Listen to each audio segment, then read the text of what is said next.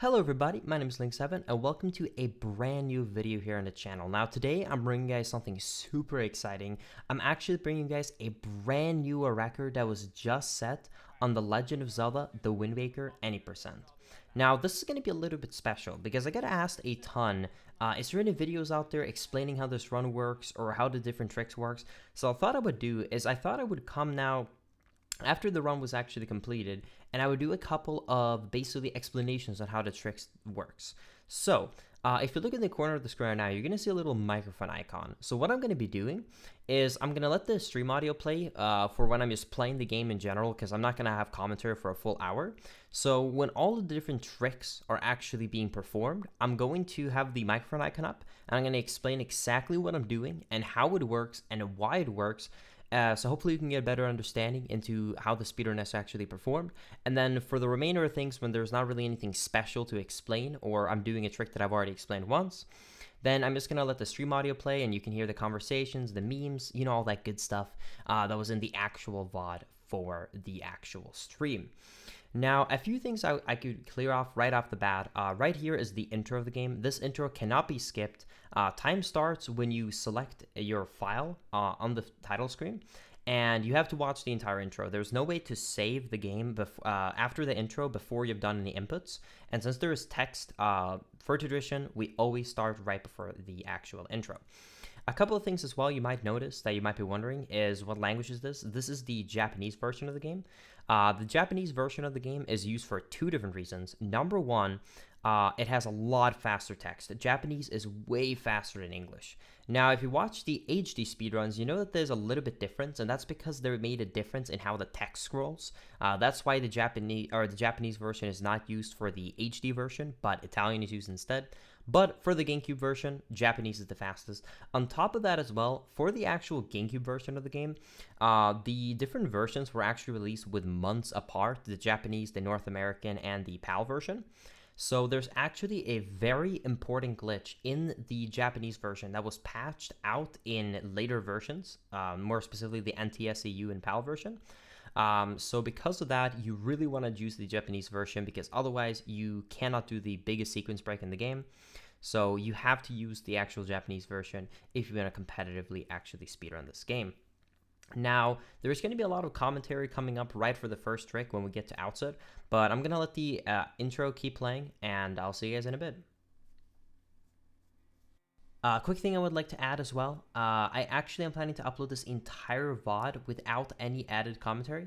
So if you would like to watch the entirety of this VOD without the commentary, you could go down to the description of this video and you will find a Twitch link where I'm going to be uploading this entire video with basically no added commentary. So if you would like to just watch the raw highlight, you can find it over there. But either way, enjoy the video.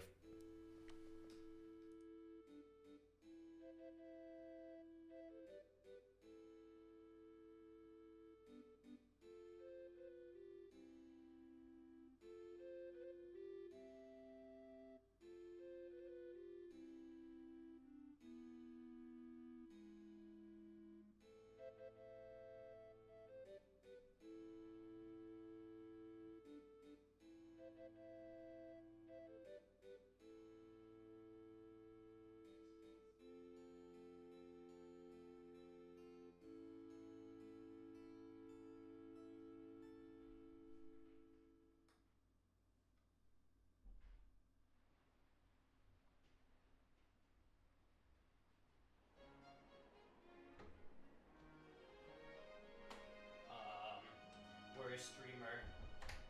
Oh no. Where is he? Linkus? Oh no, he's gonna miss the intro. Oh no. He's gonna miss the intro. He's gonna miss the intro. Oh no. Oh no. Oh no god. Oh no. Oh no, he's missing it. Oh no. Oh no.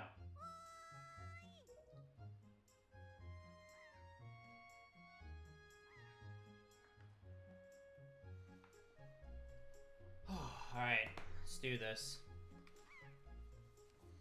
Thank you, Manson, for the tier 3 gifted sub to Dark. Holy poggers.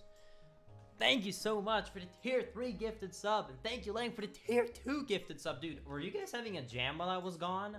Were you guys listening to some music without me? Use your thumb and index finger.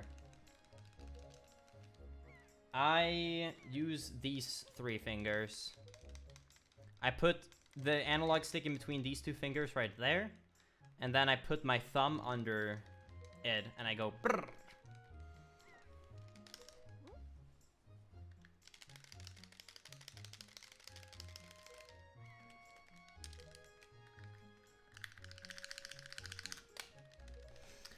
Alright, and now we're going to jump into the first glitch in the run, and that is actually something known as the manual super swim. So, what is this glitch and how does it work?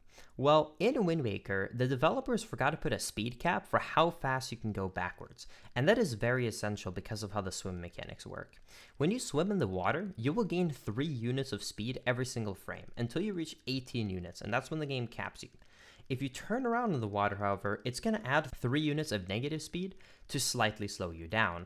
Now, this can be very easily abused because since there is no cap for how fast you can go backwards, if you're able to turn around the analog stick frame perfectly, you can actually start building up a lot of negative speed like -3, minus, 6, 9, 12, etc. Now, there are a couple of ways to do this as a human, but they're pretty difficult. So the first thing I'm going to do is I'm going to jump into the water and I'm going to flick my analog stick up and down. And if you're able to keep an average rhythm of about 16 to 17 flicks per second, you can actually start doing this without pause buffering the game. However, this is incredibly difficult and it is very hard to keep up. This run specifically had the best one I've ever had in my life. That's also why I don't do it for the entirety of the time, because it's so hard to actually keep up for 30-40 seconds to get all the speed required, because we want to reach something known as 500 units of speed, and I'm going to get to that in a bit later. But as you can see, I'm going to be flicking the analog stick up and down on the left side of the ocean, or on the left side of the island, and then you're going to see me basically super swim downwards in front of this little beach, and I'm then going to start pause buffering. And what I'm doing right here is I'm basically pause buffering to know that I'm turning around frame perfectly.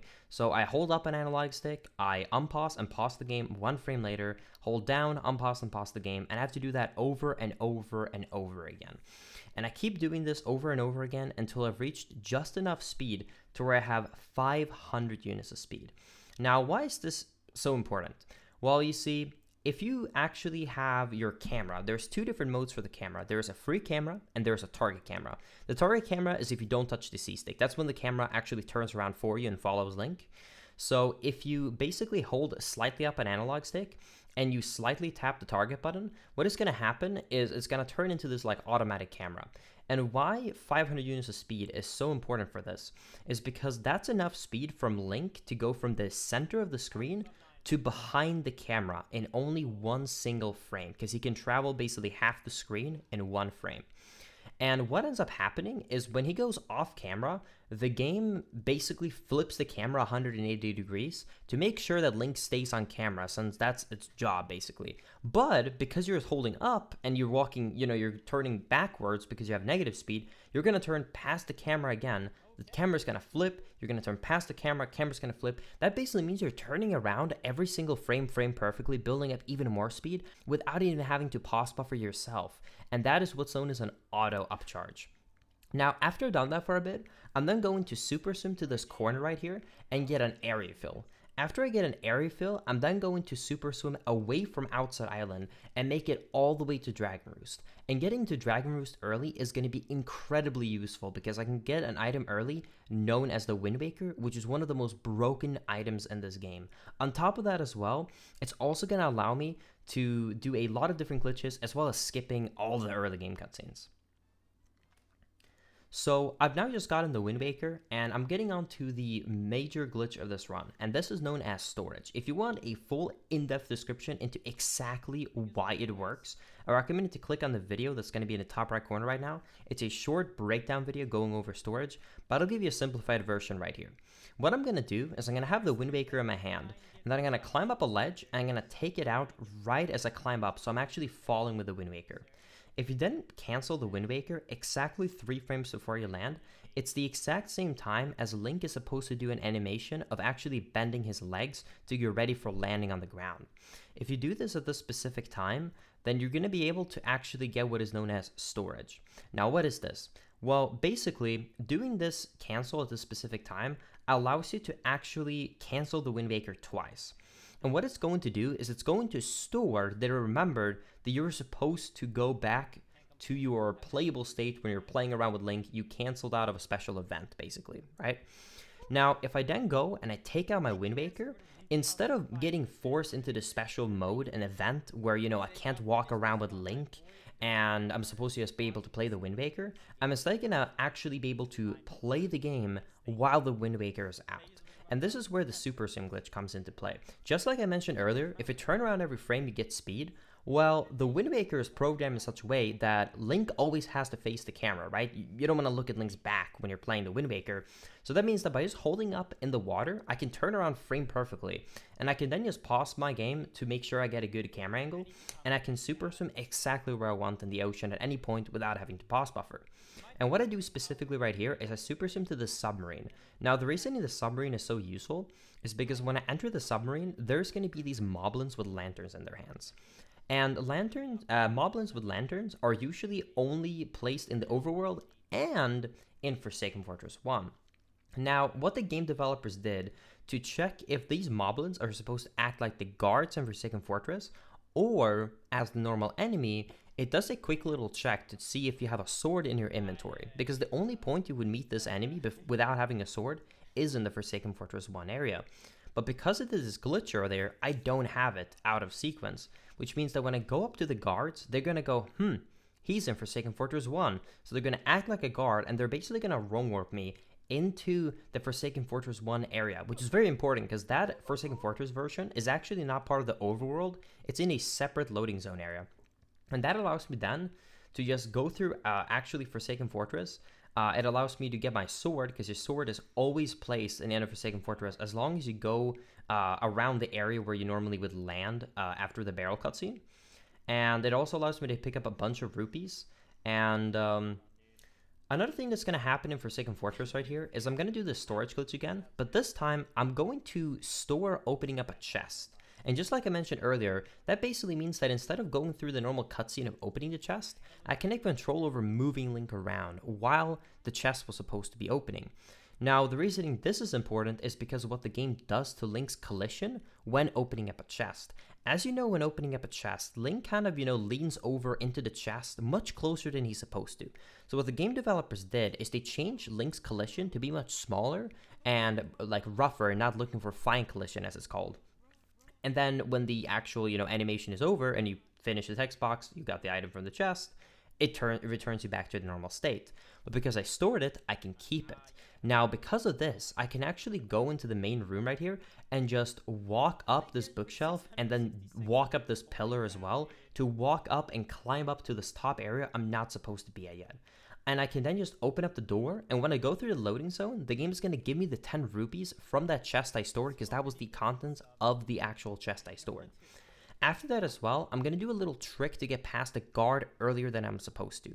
I'm basically going to go, and I'm going to pick up this barrel, and I'm going to walk until I see the guard starts walking, and I'm then going to place it. And this is actually abusing a fact that Nintendo made to make it easier for the casual player. If a guard is walking around looking for Link and you have a barrel over your head and you take it down, you will have a smaller hitbox to get spotted for a short period of time, but it just gives us enough time to roll past this wall and up this actual ramp to the end area of Forsaken Fortress without the guard spotting us. So it just gives us a little bit of a faster movement in a much simpler manner. And then you're just going to go through FF like normal, and yeah, there's nothing crazy going else otherwise.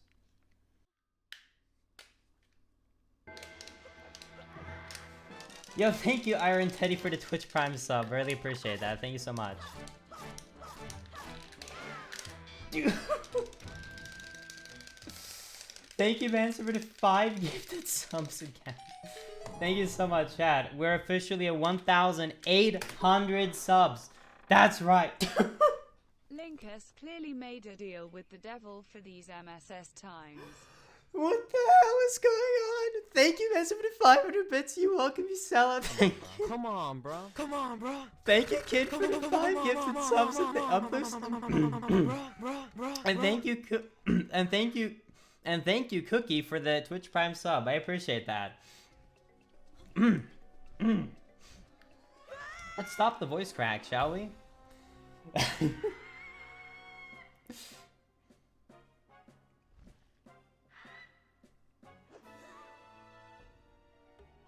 And thank you, German name, for the 2-month resub.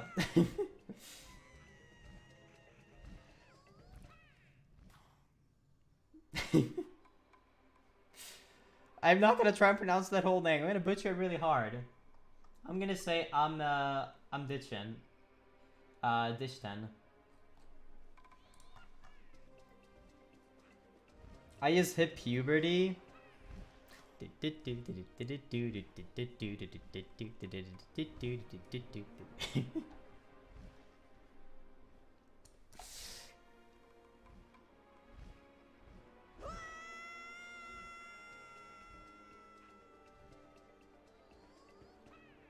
Let's do a test. Let's do a quick test if I actually hit puberty. I'll do one try. 6. What the hell was that? What was that note? Holy crap. Yep, puberty. 69. What is that? It's so high pitch. Come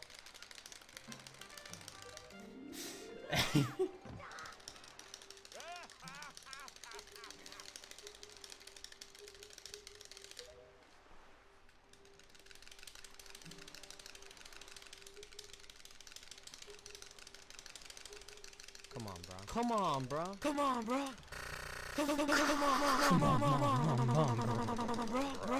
Bro. You welcome, you sell out.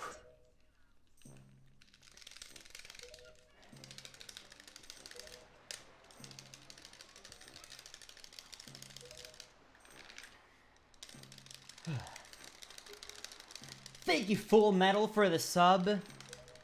I really appreciate that. Thank you. I love that username, by the way. You're shorter than I thought, though.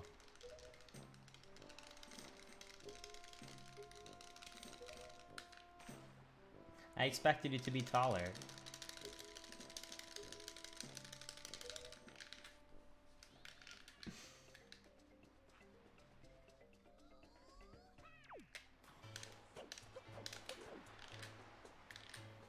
I assume Full Metal comes from Full Metal Alchemist Brotherhood, right?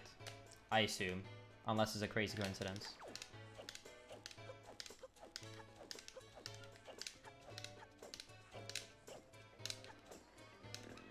Dude. It does? Okay, nice. Who are you calling short? Sorry, Edward Elric.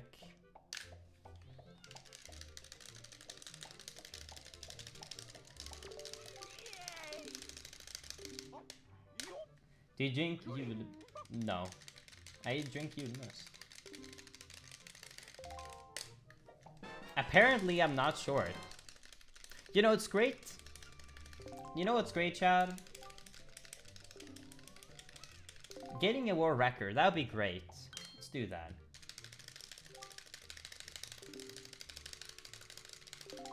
Are Linkus emotes good? I mean, that's up to you. Chat, post your favorite Linkus emote. How tall am I? I am Linkus, 5'7" or 174 centimeters.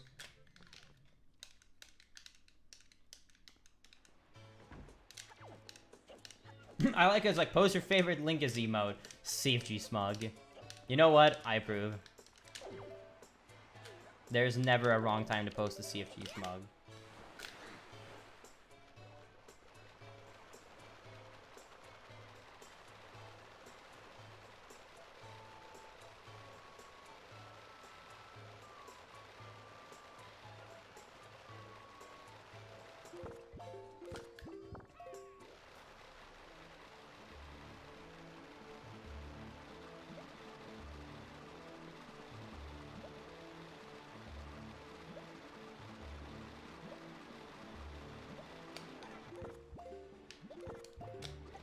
I've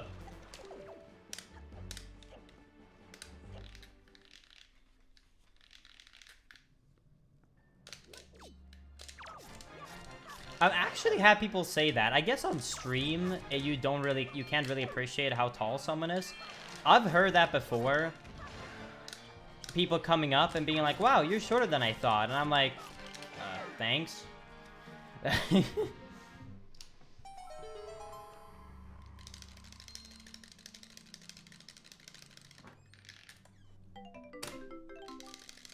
Oh my god, something happened in the store today that was absolutely amazing. What? That was weird. Something happened in the store today that was absolutely amazing. My brother wanted to go into the store and he bought an energy drink. And the cashier goes, "Can I see your ID?" My brother is 24 years old. And he got ID'd for an energy drink, which is 15 years old. You need to be 15 years old to buy an energy drink. And he got ID'd as a 24-year-old. We didn't think it was, like, actually, like, possible. And then when she checked the ID, she goes, "Oh." She felt so embarrassed.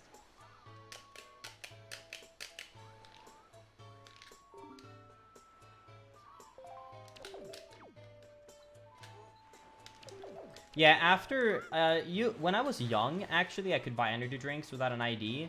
But when I think it was 13 or 14, they added an age limit. You had to be 15 years old to buy energy drinks. Now, at this point in the run, I just super swam earlier with the same glitch I used earlier to get the bottle. And after getting the bottle, I connected a Tingle Tuner, and I'm now taking damage on Fire Mountain to head over to Dragon Roost. And that is very important because I'm about to use a glitch known as a zombie hover. So, if you actually take damage enough to where you're actually getting to 0 HP, what ends up happening is when Link stands up from basically getting damage to 0 HP, the game has a short period of time from Link standing up to you actually getting the game over screen. This is normally when a fairy would kick in.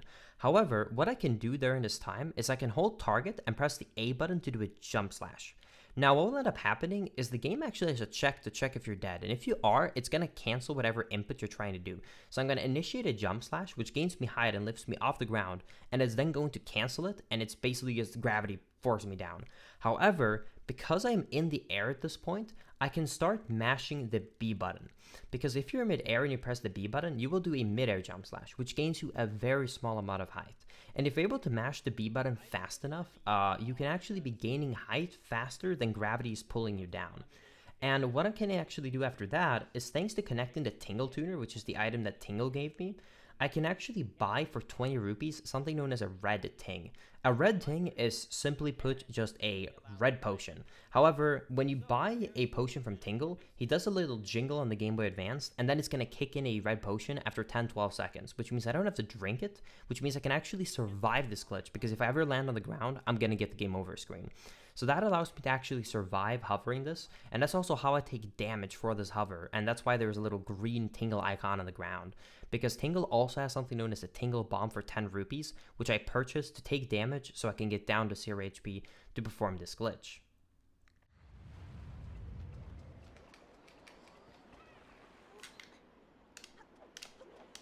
No, it's not the caffeine that makes the limit. There's other things in energy drinks that's really bad for you. Plus, the average energy drink versus drinking a cup of coffee is very, very different. You can buy caffeine. It's just specifically energy drinks. It's not... Caffeine is not the part that's, like, the worst. Like, that we care... Like, that they care about. It's specifically the energy drinks.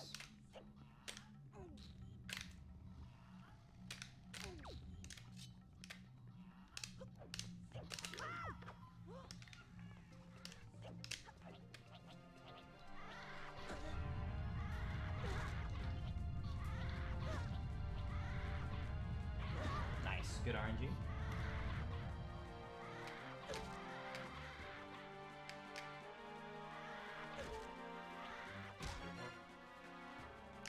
Dude, please. It was such good RNG in the beginning. Hit me. One more.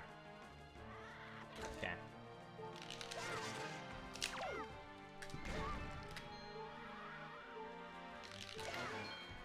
Ooh, the stick made it up. Damn.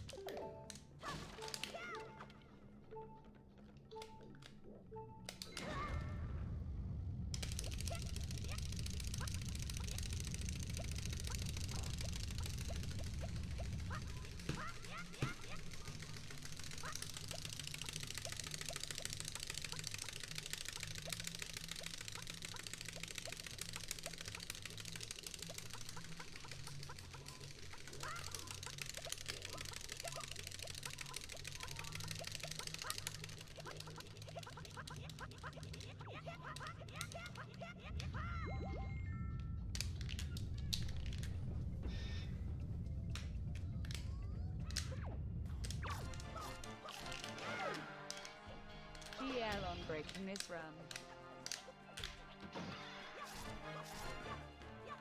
Dude.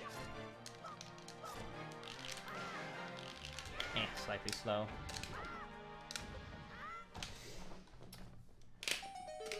How often do I have to switch my controllers? Not that often. The analog sticks gets worn out pretty quickly because of the manual super swim, but I don't really switch them. I kind of just get used to them being more loose, I guess, and play with it that way. Also, if I switch controllers, I find the manual super swim is harder when you have a brand new controller. I tried my oldest controllers that are the most loose, and they're too loose, actually, so I hit neutral more. If they're a brand new one, they don't hit neutral often, but it's harder for me to do the tempo as quickly. An in-between like this one is perfect for manual super swim. It's still like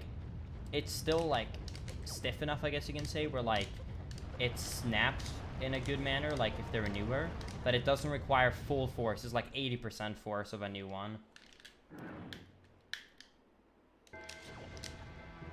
1, 2, 3, 4, 5. Beautiful. RNG. Beautiful. Beautiful. Holy crap. Okay.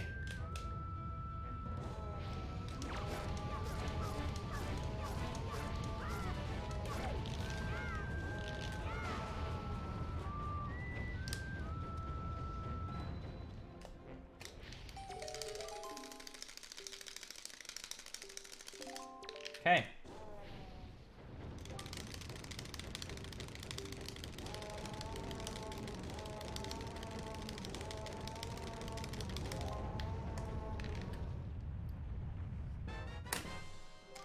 The first storage allows me to have access to move Link while the moblin is dropping down, which allows me to hit him earlier. The second one allows me to walk during the death animation of the moblin, so I could stand right in front of Medley to talk to her quicker.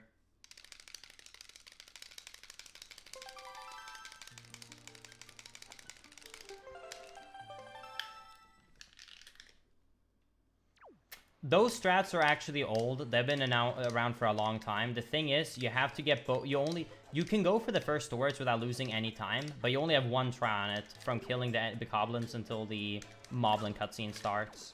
For the second storage, you have 2 attempts, and it's only faster if you get it on the first one.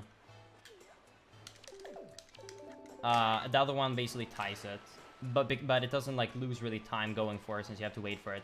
So basically, if you get a first try storage, you can then try the second one. And if you get both, then I don't go for the storage on the text, because it makes it not worth it then.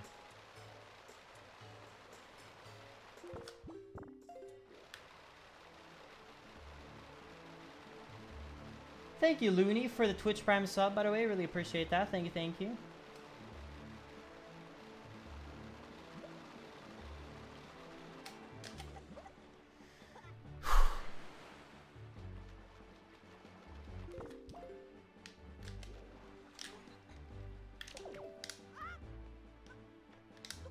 Thank you, PJ, for the Twitch Prime sub. Thank you, Days, for the 22 months. And thank you, WoW, for the Twitch Prime 2-month resub as well. Saying good luck on breaking this run. Thank you, sir.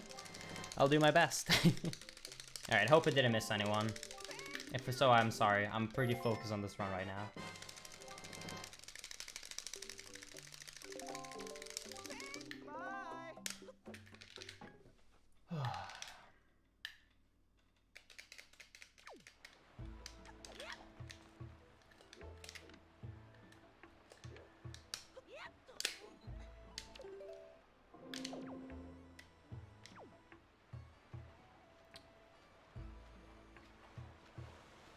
This pace right now, my best possible time is the same as my sum of best 5 days ago. Best possible time. I had a 1:03:20 best sum of best like 4 or 5 days ago.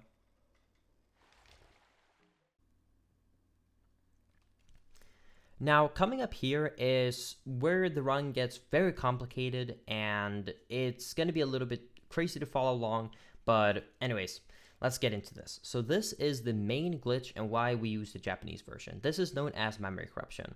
Now, memory corruption is the most complicated glitch in this run, but I'll try and make it hopefully a little bit understandable of what's going on.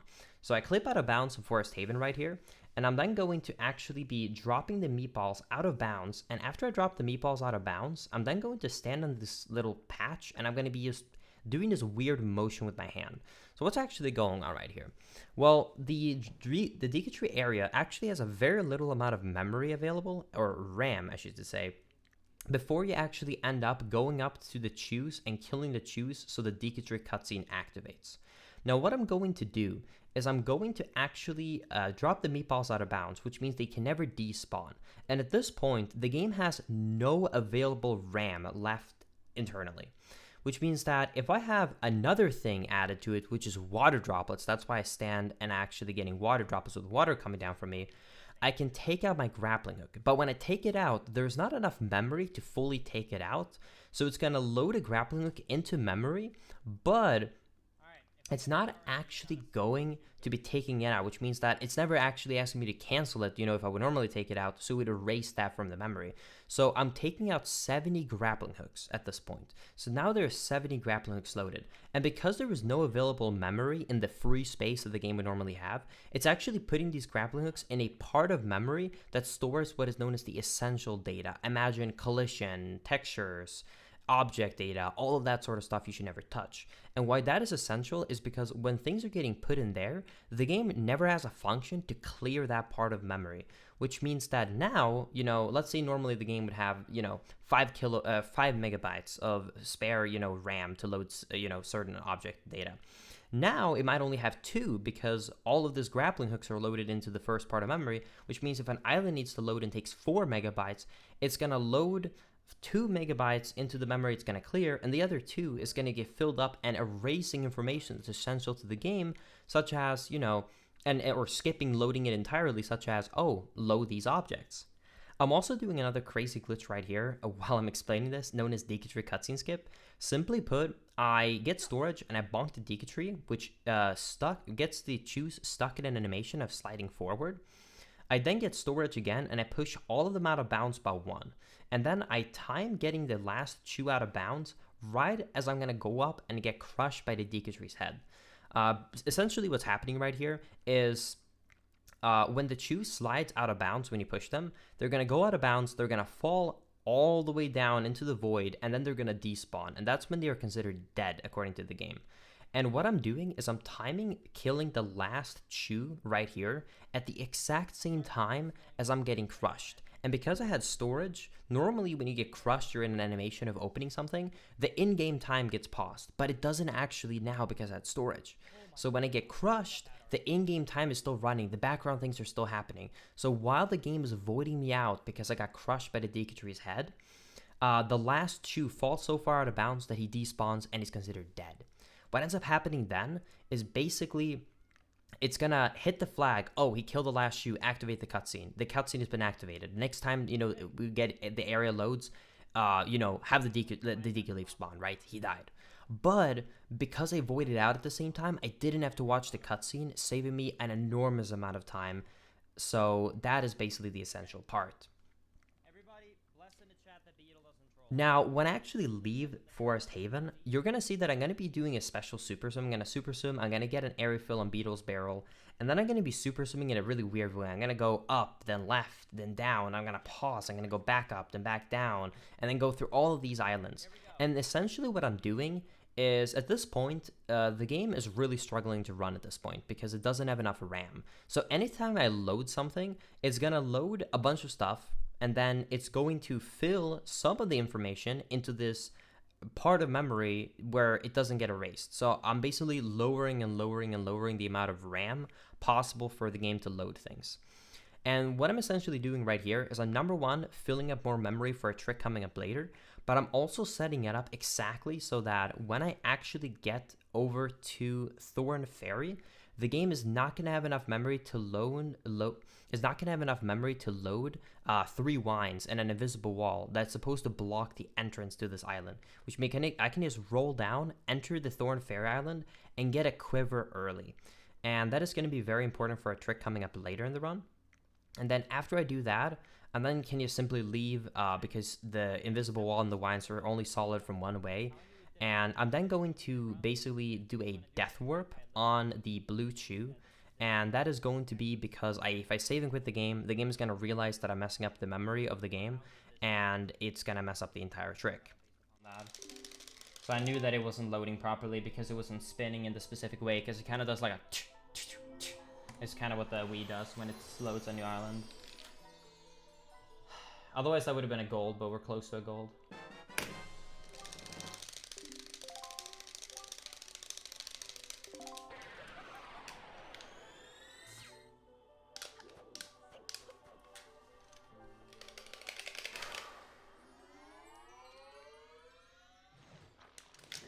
I'm gonna say this right now.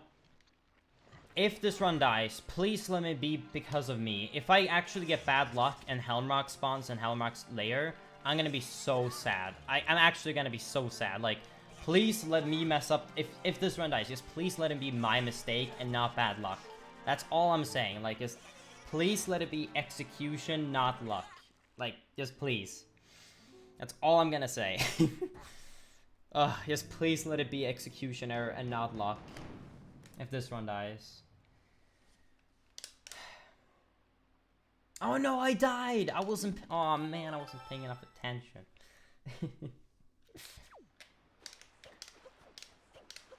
Barrier is more common to give you bad luck. I would be sad, but I would be more okay with that. Helmrock is like ridiculous bad luck if he spawns. If you do perfect memory execution, which so far we have. We did exactly every... Oh my god, that's hot. First try both. Let's go.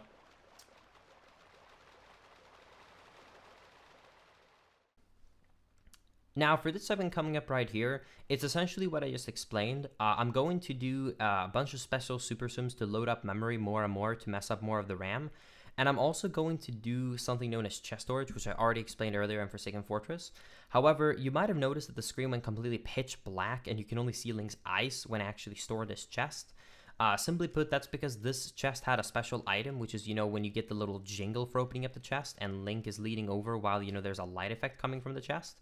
And the entire, basically, screen goes black around the chest until you get the item. But because I stored it on the first frame, the game never has time to void back in, and that's why the screen is essentially pitch black until I super sim away from the island. And then the chest unloads, which means that I can see what I'm doing again. And this is essentially just super swimming with chest storage, so I can have this messed up collision so I can walk up walls I'm not supposed to.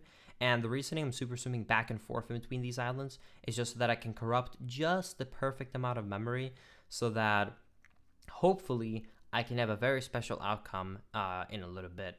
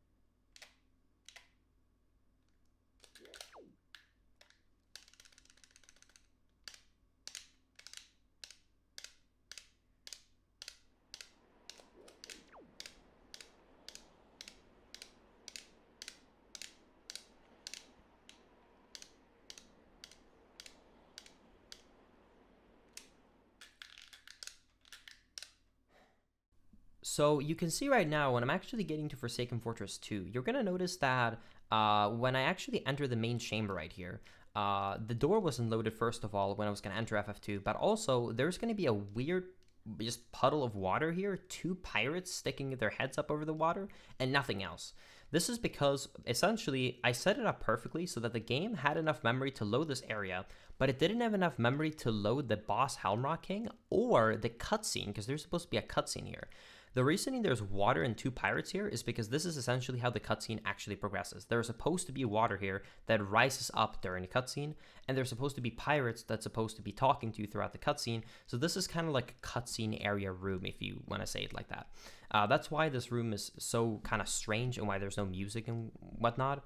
And this is also a huge time save because I can skip watching a huge cutscene.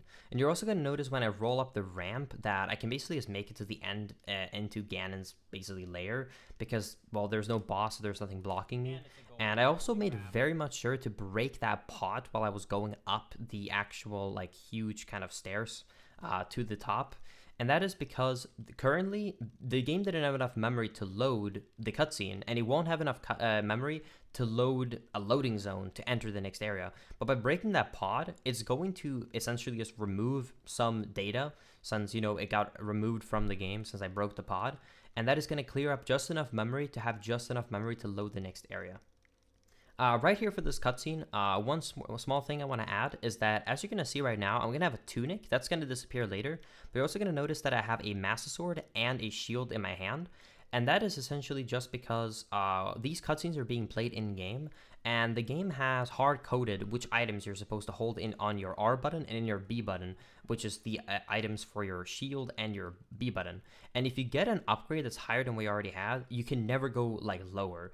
So the tunic is not going to stay. However, because I got equipped an item I didn't already have, which was a Master Sword and the shield, those are actually going to stay for later, which is very, very lucky because otherwise I wouldn't be able to actually complete this run because Phantom Ganon only takes damage from the Master Sword.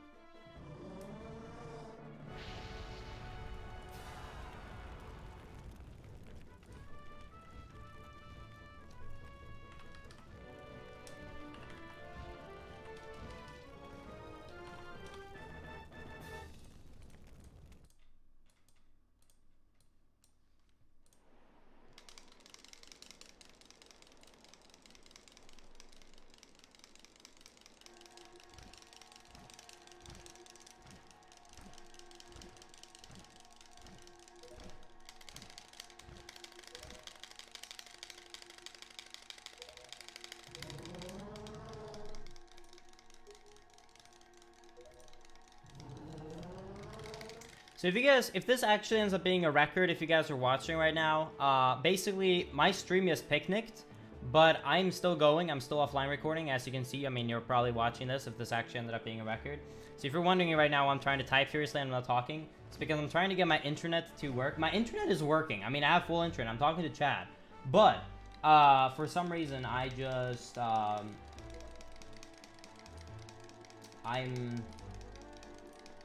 not able to connect to Twitch. It just says that it can't connect to the DNS servers. I don't know what's up with that, but yeah.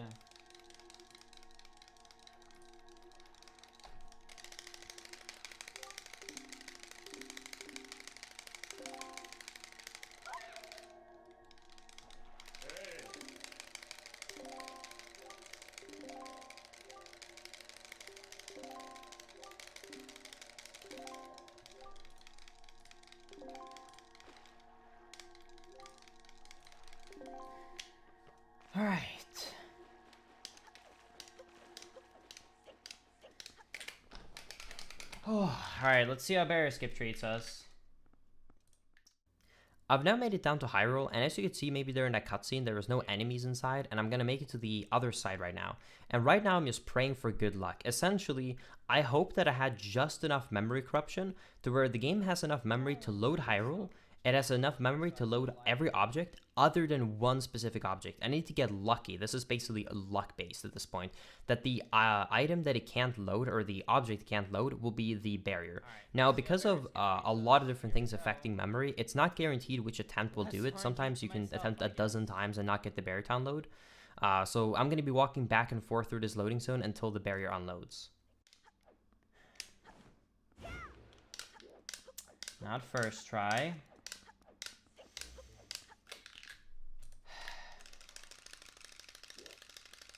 We're back. We're back. Okay. Second try. Oh my god!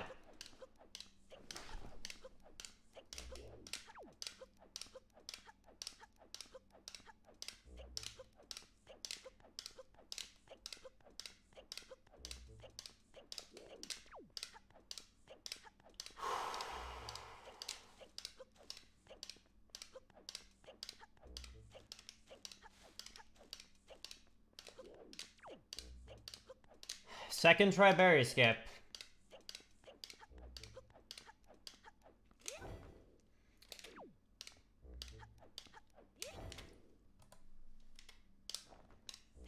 Oh man, I'm nervous now.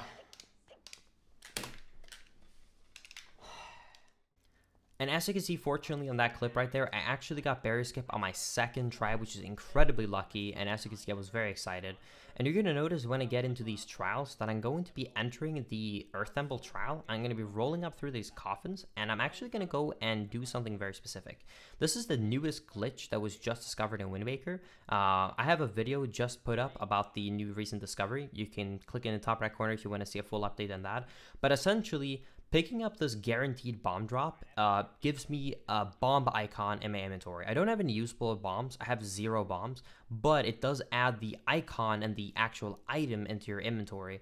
And the reasoning this works is because normally if you don't have the bomb bag, every single guaranteed bomb drop in the game is guaranteed to be a 1 rupee.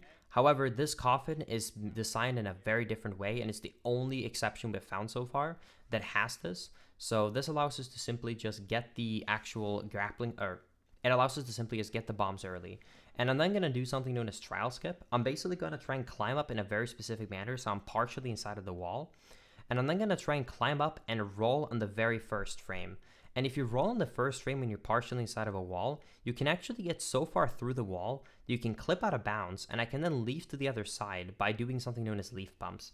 Simply put, if you press the A button to cancel your leaf and then take it out straight away again, 1 or 2 frames later, every time you take out the leaf, you get a small height boost. So if I cancel and take out my leaf constantly, I can actually leaf pump and gain enough height to make it to the loading zone, skipping all of the trials. Going for the bomb there because of the new route. I'm gonna save it all back later, but I lost 25 seconds going for that bomb drop right there, okay? Look how little time we're even losing right here. Even though, keep in mind, so I spent 25 seconds picking up a bomb drop. I'm saving at least 30 to 40 seconds if I get good RNG later, thanks to doing that, okay? Look, 35 to 45 seconds. Look at how little time I'll be losing here, even though I spent 25 seconds because of that second trial skip.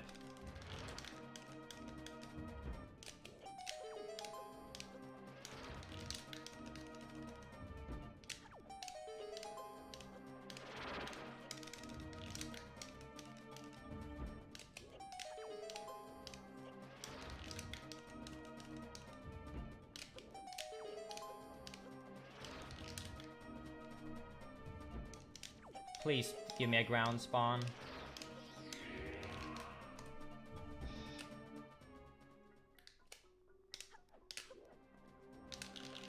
Ah. It's unfortunate. Okay, I'm losing another 7 seconds here to RNG. Anyways, look at this. Even though I spent about, I think it's 28 seconds to get that drop, even though I spent an additional 28 seconds due to a reroute, look at how little time I'm actually losing. Like, look at this. Even though I'm doing another route, so I have an insane time save later. You know what? Screw it. Let's just split here anyways. still a minute and a half ahead, according to the splits. Alright, please don't give me lighting glitch. I'm begging you. Please don't give me lighting glitch on this run. Quickly, right here, I'm going to save and quit the game, and this is just basically to reset my memory, because I want to have proper memory for the end of the run. So saving and quitting the game is going to make the game do a check. It realizes that memory was not accurate and how it should have been, and it's going to fix its memory, and I'm going to get it back to a normal state.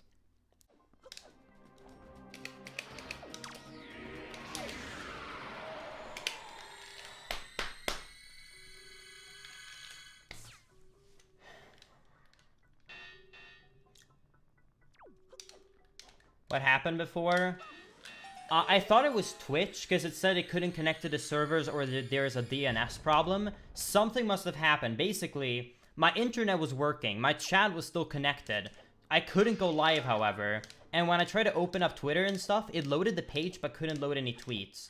So I entered in the, like, you know, 192.168, etc., remotely restarted my router. And it fixed it, so it must have been a DNS problem. It fixed it, and then I was able to go live again. I have no idea. I've never seen that before. But yeah.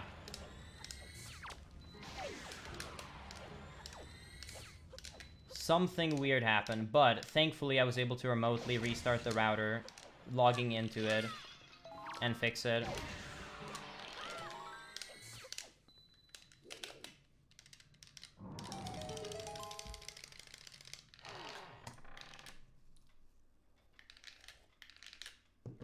I have no idea what DNS I use. I'll try with bear skip, second try.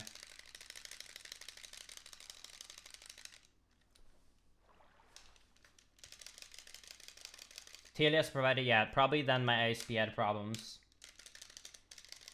I thought it was Twitch because it couldn't connect to the servers, but I had internet, but it must have been a DNS problem. Which could make sense because I was already connected to Twitch chat.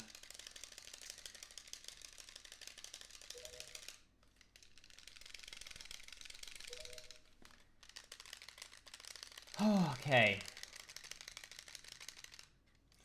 Man, I'm actually nervous. This, like, you remember how you say, like, you can kill a category? If I actually get everything right here, we're killing this category. I'm done. Alright, chat, listen up. What Puppet Gannon needs to realize, even though I'm nervous, is that he's not the boss. Because, chat, who is the boss? That's right. This Swedish sniper is the boss, baby. So let's get some Linkus in the chat to show this guy that who is the boss? The Swedish sniper is the boss, baby. You'll throw bad RNG at me. You'll throw bad IRL RNG. You kill my internet, I'll fight back you harder, right? I'm coming for you.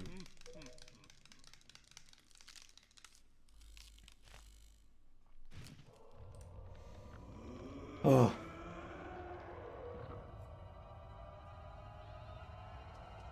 I'm gonna pause my alerts. Man, I'm nervous. Please at least let me get a decent fight. It doesn't have to be good. Just please just be decent. Please, please, please, please, please, please don't let the nerves get to me.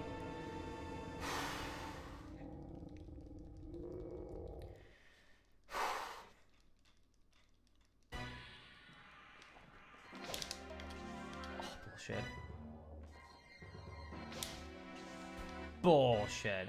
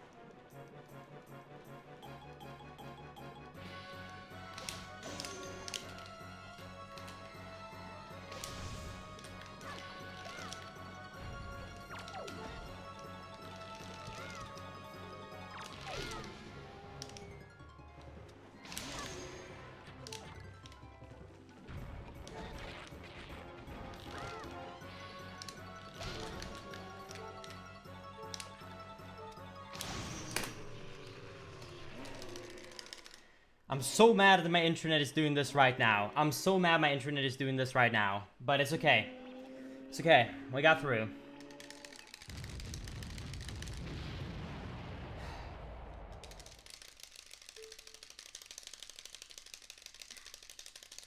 I'm so happy I'm offline recording.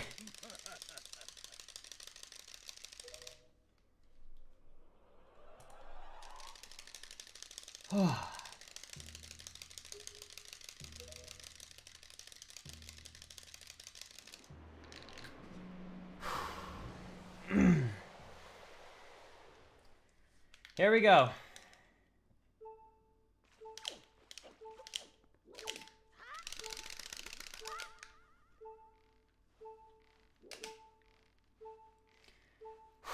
Here we go.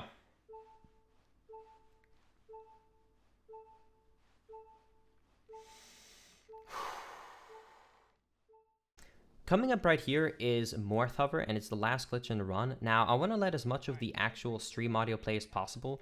So, simply put, I'm going to be using the same glitch known as zombie hovering, but I'm going to do two different things. I'm going to basically kill a Morph on the same frame I walk into him, which is going to guarantee that he's going to drop a heart. I'm then going to roll him off of me so that he can get up to the top of the platform. And my goal is essentially to shoot the Morph so he will drop a heart. And then I'm going to combine a glitch I did earlier to get the bombs early with a tingle tuner trick. If you press the tingle tuner on the same frame you pause the game, and you then swap out the item that the tingle tuner had, which in this case I'm going to use bombs, he's actually going to be able to draw a bomb even though I had 0 bombs, because it doesn't do the check how many bombs I had. It's just going to take it out because it's just basically essentially saying, hey, he took out an item, and it doesn't realize I didn't have any bombs. So that is all you need to know for this trick. Enjoy.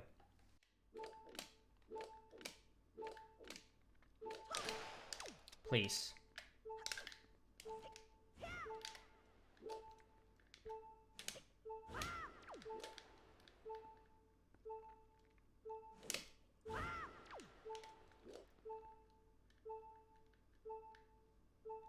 Slow but works.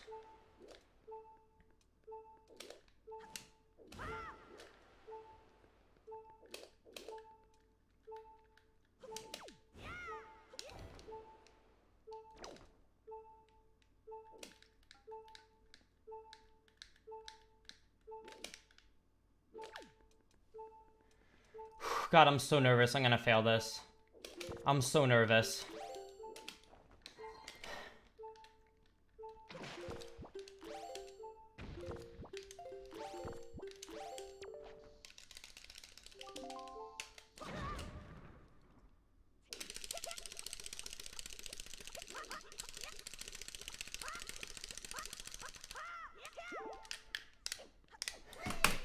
Oh my god! Oh my god! Oh my god!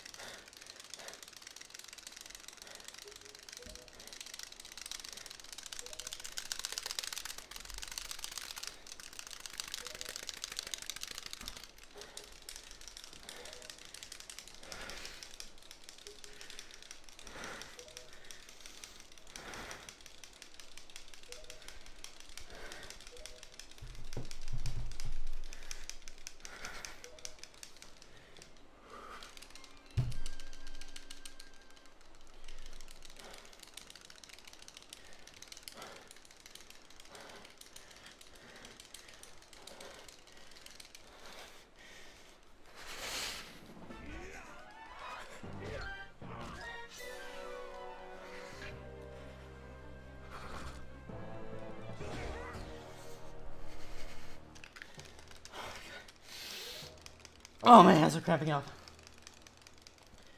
Oh, okay, I need to calm down. I need to calm down. I need to calm down during this cutscene. I need to calm down for the fight. I can't play like this. My hands are cramping up now.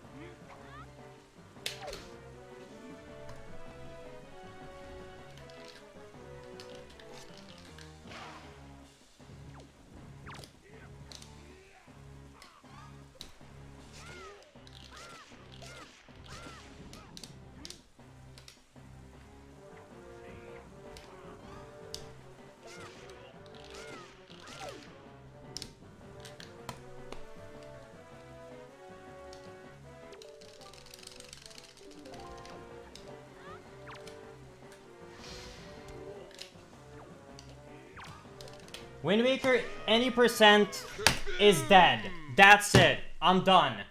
That's it. I skipped the 105. I'm a legend. That's it. It's over.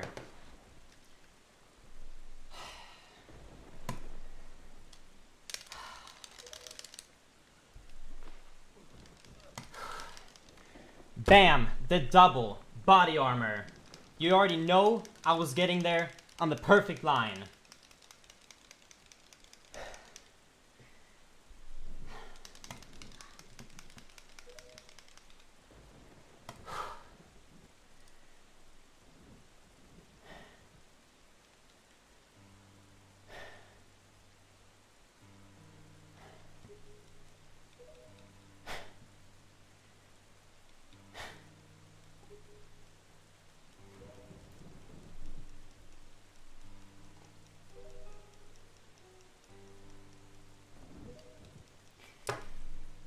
I'm never beating this time, dude. Like, I'm never beating this time.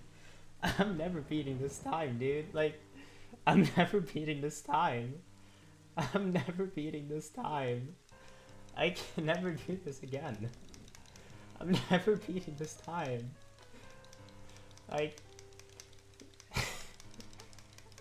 I'm never beating this time. Like, I'm never beating this time. I'm never beating this time.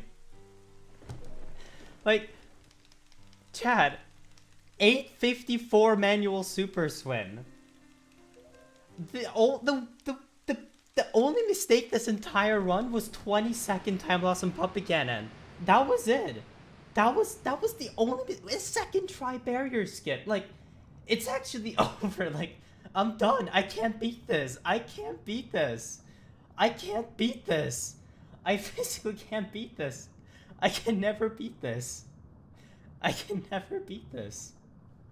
I can never beat it. Like, I can't. I can't. I can't. I can't. I can't. And that's it. That's Wind Waker any percent for you in 1 hour, 4 minutes, and 50 seconds. What a run. As you can see, I was a little bit shocked to get such a good time, and I did not expect this. And I hope a lot of you guys caught the reference for the meme, the Streets 112 meme, right there with the I'm a Legend and all of that stuff. But either way, I hope you guys really enjoy this whole record and the added commentary I have, and I hope it cleared up a little bit into how the speedrun works. If you still have any questions, feel free to leave a comment down below, and I'll do my best to answer as many as I can. And also, I'm sure that there's a lot of people that's very knowledgeable about this game that could also help you out in the comment section. But either way, thank you so much for watching, and thank you for watching this whole record. I will see all of you guys in the next video. If you want to check these speedruns out live, you should definitely check out my Twitch channel at twitch.tv/linkus7. And also subscribe to the YouTube channel, because I post a bunch of speedrunning content as well as some just other fun stream content. So yeah, thank you guys for watching. I'll see you guys in the next one. Later, guys. Bye-bye.